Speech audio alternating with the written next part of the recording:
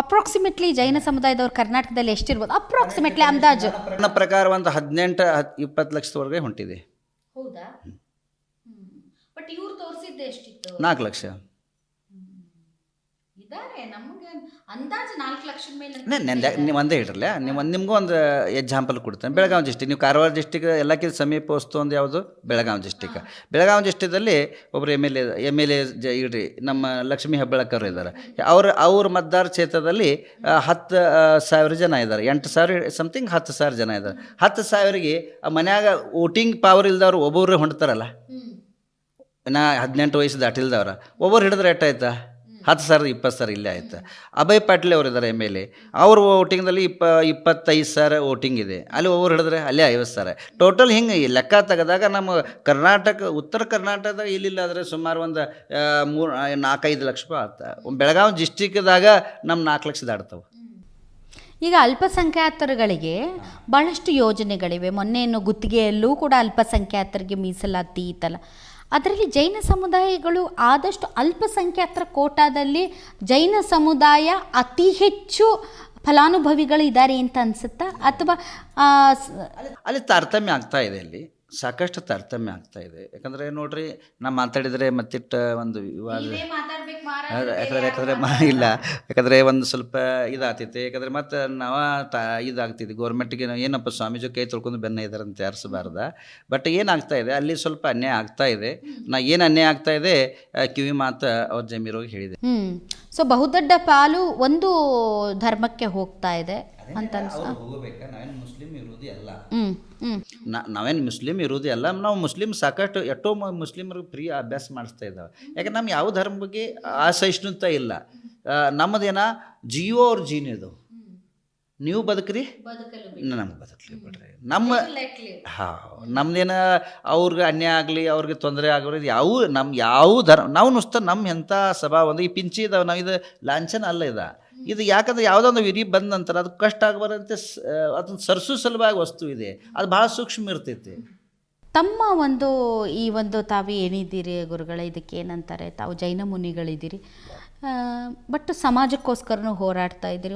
ನೀವು ಒಂಥರ ಕ್ರಾಂತಿ. ನೀವು ಒಂಥರ ಮಾತಾಡಿದ್ರೇ ಅದೊಂಥರ ಸೌಂಡು, ವೈಬ್ರೇಷನು. ತಮ್ಮ ಧರ್ಮದಲ್ಲಿ ಇದಕ್ಕೆಲ್ಲ ಇದೆಯಾ? ಮುನಿಗಳು ಮಾತಾಡ್ಬೋದಾ? ಹೌದಾ? ನಾವು ಯಾರಿಗೆ ಹಿಂಸಾ ಕೊಡೋದಿಲ್ಲ. ನಂದು ವಾಕ್ಯ ಸ್ವಾತಂತ್ರ್ಯ ಅಲ್ಲ. ಪೈಲೆ ಮುನಿಗಳಿಂದ ಧರ್ಮ ರಕ್ಷಣೆ ಐತೆ. ಸಾಧುಗಳು ಇದರಂತೆ ಜಗತ್ತಿನಾಗ ನಾವು ಅನೇಕ ಸನ್ಯಾಸಿಗಳು ಇದಂತ ಧರ್ಮ ರಕ್ಷಣೆ ಆಗಿದೆ. ಇಲ್ಲಾಂದ್ರೆ ಎಷ್ಟೊತ್ತಗ ನಾಸ್ತಿಕ ಆಗಿ ಎಷ್ಟೊತ್ತಗ ವಿದೇಶದಲ್ಲಿ ದೇಶ ಮಾರುಪಾಳಿ ಬರ್ತಿತ್ತ. ಸನ್ಯಾಸಿ ಇದರಂತೆ ಧರ್ಮ ಇದೆ, ಸನ್ಯಾಸಿಲೆ ಧರ್ಮ ಇಲ್ಲ. ಈಗ ನೋಡ್ರಿ, ಲಿಂಗಾಯತರ ಸಮಾಜದಲ್ಲಿ ಪ್ರತಿಯೊಂದು ಜಗದ ಮಠಾಧೀಶಗಳು ಇದಾವೆ ಅಂತೇಳಿ ಎಜುಕೇಶನ್, ಸಭ್ಯತಾ, ಸರಳತಾ, ಸೌಮ್ಯತಾ ಇದೆ. ನಾ ಇಡೀ ಪ್ರಪಂಚದಲ್ಲಿ ತಿರುಗಾಡಿದ್ದೇನೆ, ಇಡೀ ಭಾರತ್ ಸುತ್ತ ತಿರುಗಾಡಿದ್ದೇನೆ. ಕೆಲವು ದೇಶದಲ್ಲಿ ನೀವು ಕಾಲಿಡಕ್ಕಾಗೋದಿಲ್ಲ, ಕೆಲವು ರಾಜ್ಯದಲ್ಲಿ ನಿಮ್ಮ ಬದುಕೋಕ್ಕಾಗೋದಿಲ್ಲ, ಅಂತ ರಾಜ್ಯ ಇದಾವ. ಇಲ್ಲಿ ಇದು ಮಹಾರಾಷ್ಟ್ರದಲ್ಲಿ ಹೋಗ್ರಿ, ಅಲ್ಲಿ ಜಾಸ್ತಿನ ಜಾಸ್ತಿ ನೇತಾಗಳು, ಅಭಿನೇತಾಗಳದ ಪವರ್ ಇದೆ. ಕರ್ನಾಟಕದ ಸನ್ಯಾಸಿಗಳು ಪವರ್, ಸನ್ಯಾಸಿಗಳು ಲೈಕ್ ಒಕ್ಕಲಿಗರು, ಆದಿಚುಂಚನಗಿರಿ ಮಹಾಸಂಸ್ಥಾನ ಮಠ ಇಷ್ಟು ಕೊಡುಗೆ ಕೊಟ್ಟಿದಾರಲ್ಲ. ನಾವು ಯೋಜನೆ ಮಾಡೋಕ್ಕಾಗೋದಿಲ್ಲ. ಮಠಗಳದ ಯೋಗದಾನ ನಮ್ಮ ಕರ್ನಾಟಕ ಅಪರಂಪಾರವಾದಿದೆ. ಈ ವರೂರು ಕ್ಷೇತ್ರ ಈಗ ಸಾರ್ವಜನಿಕರ ಪ್ರವೇಶ ಇದೆಯಾ ಇದರೊಳಗಡೆ? ಯಾಕಂದರೆ ಎಲ್ಲರೂ ನವಗ್ರಹ ಎಲ್ಲರೂ ನೋಡ್ಕೋತಾರೆ, ಎಲ್ಲರೂ ನವಗ್ರಹ ದರ್ಶನ ಪಡ್ಕೋದು ಯಾವ ಪ್ರಕಾರ ಬಂದನೇ ಇಲ್ಲ. ಮಹಾರಾಜರೇ, ಈಗ ಮುಂದಿನ ದಿನಗಳಲ್ಲಿ ಈ ವರೂರು ಕ್ಷೇತ್ರವನ್ನು ಇನ್ನಷ್ಟು ಅಭಿವೃದ್ಧಿ ಮಾಡ್ತೀರಾ? ಏನು ಯೋಜನೆಗಳಿವೆ? ನಾವು ಈ ನವಗ್ರಹ ಏನು ಅಭಿವೃದ್ಧಿ ಮಾಡಿದ್ರೆ ಎಜುಕೇಷನ್ ಮತ್ತು ಬಡವರಿಗೆ ಸಹಾಯ ಮಾಡುವಂಥ ಅಭಿವೃದ್ಧಿ ಸಾಕಷ್ಟಿದೆ. ನನ್ನ ಕನಸಿದೆ, ಸುತ್ತಮುತ್ತ ಜನ ಆಗಲಿ ಎಲ್ಲಿಯೂ ಬಡವರು ಜನ ಅನಕ್ಷರಿತ ಆಗಬಾರ್ದು. ಯಾಕಂದರೆ ನಾ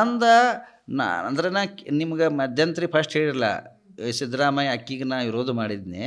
ಬಟ್ ನಂದೇನೈತಿ ಗೊತ್ತೇನ್ರಿ, ಒಂದು ಹುಡುಗ ನೋಡ್ರಿ, ಈಗ 2,000 ಕೊಡ್ಲಿಕ್ಕೆ ಅಕ್ಕಿಗಳು ಕೊಡ್ರಿ, ಉದ್ಧಾರ ಆಗೋದಿಲ್ಲ ಮನುಷ್ಯ.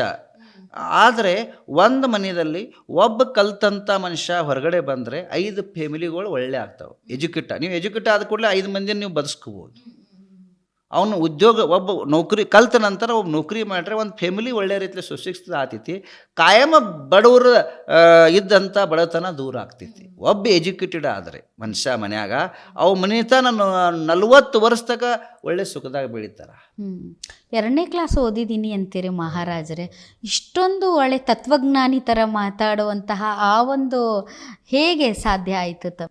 ಅದು ಪ್ರತಿಯೊಂದು ಕಡೆ ನಿಮ್ಮಂಥವ್ರು ಭೇಟಿ, ಅನೇಕ ಗುರುಗಳ ಕಡೆ ಭೇಟಿ, ಅನೇಕ ವಾತಾವರಣ ತಿಳ್ಕೊಂಡಂಥ ಗ್ರಾಹಕ ಧಾರಣಾ ಶಕ್ತಿ ಒಳ್ಳೆ ಇದೆ. ತಮ್ಮ ಬಾಲ್ಯ ಎಲ್ಲ ಎಲ್ಲಿ? ಅಲ್ಲಿ ಬಾಲ್ಯ ಒಂದು ನಾ ಮನೆಯಲ್ಲಿ ಚಿಕ್ಕೋಡಿ ಗ್ರಾಮ ಶಮನೆವಾಡಿ ಅಂತ ಊರದಲ್ಲಿ ಅಲ್ಲಿ ಬಾಲ್ಯ ಸ್ಥಳ. ಬೆಳಗಾವಿ ಅವರು ತಾವು. ನಿಮ್ಗೇನು ಅನಿಸ್ತಾ? ನೀವು ಧರ್ಮಸ್ಥಳದಲ್ಲಿ ಹೋಗಿದ್ರಿ, ನಮಗೆ ಏನು ಸತ್ಯ ಏನು ಮಿಥ್ಯ ಏನು ಅಂತ ಇಲ್ಲಿವರೆಗೂ ಗೊತ್ತಾಗಿಲ್ಲ. ಇಲ್ಲ, ನೀವು ಅಲ್ಲಿ ಪ್ರತಿಯೊಂದು ಹಡ್ಡ ಜಗದ ನೀವು ಹೋಗಿದ್ರಿ, ಎಲ್ಲ ಅವರ ಆರೋಪಿ ಪ್ರತ್ಯಾರೋಪಿ ಎರಡೂ ಕಡೆ ನೀವು ಹೋಗಿದ್ರೆ ನಿಮ್ಗೇನು ಅನಿಸ್ತಾ? ಇನ್ನು ಸತ್ಯ ಯಾವುದು ಅನ್ನೋದೇ ಗೊತ್ತಾಗ್ತಾ ಇಲ್ಲ. ಬರೀ ವರದಿ ಏನಿದೆ ಜನನ ಮಾತಾಡ್ಸೋದು, ಹಾಂ ಅದೇ ತಪ್ಪು ಅಂತ ನಾನು ಹೇಳೋದು. ನನ್ನ ಬಾದನು ಅಷ್ಟೇ, ಅಷ್ಟು ಸಿಕ್ತು ಇಷ್ಟು ಸಿಕ್ತು ಅಂತ ಹೇಳೋದಕ್ಕಿಂತ SIT ತಾವು ಹೇಳಿರೋ ಪ್ರಕಾರ ಅದೇ ಈಗ ಇರುವಂಥ ಅತಿ ದೊಡ್ಡ ಪ್ರಶ್ನೆ ಮಹಾರಾಜರೇ. ಯಾಕೆ ಅಂತಂದರೆ ಯಾವಾಗ ನಾವು ಕತ್ಲಲ್ಲಿ ಇಡ್ತೀವಿ ಅಲ್ಲಿ ಅಪನಂಬಿಕೆ, ಅನುಮಾನಗಳು ಮತ್ತು ಊಹಾಪೋಹಗಳು ಜಾಸ್ತಿ ಆಗ್ತವೆ. ಸೊ ನಾವು ಮಾಧ್ಯಮಗಳಿಗೆ ಅದಕ್ಕೆ ಹೊರತಾಗಿಲ್ಲ. ಅದೇ ಕೇಳೋದು. ಈಗ ನೀವು ಸ್ವತಃ ಅಲ್ಲಿ ಹೋಗಿದ್ರಲ್ಲ, ನೀವು ಸ್ವತಃ ಅಲ್ಲಿ ಹೋಗಿದ್ರಿ. ಯಾಕಂದ್ರೆ ನನ್ನ ಮಂದಿಗೆ ಏನಾಗಿದೆ ಗೊತ್ತೇನ, ನನಗೇನದು ಬೇಜಾರು ಅರ್ಸೋದಂದರೆ ಇನ್ನು ಮುಂದೆ ಅವು ಎಲ್ಲ ದೇವಸ್ಥಾನದಾಗ ಹಡ್ಡು ಪಳಿ ಬರಬಾರ್ದ?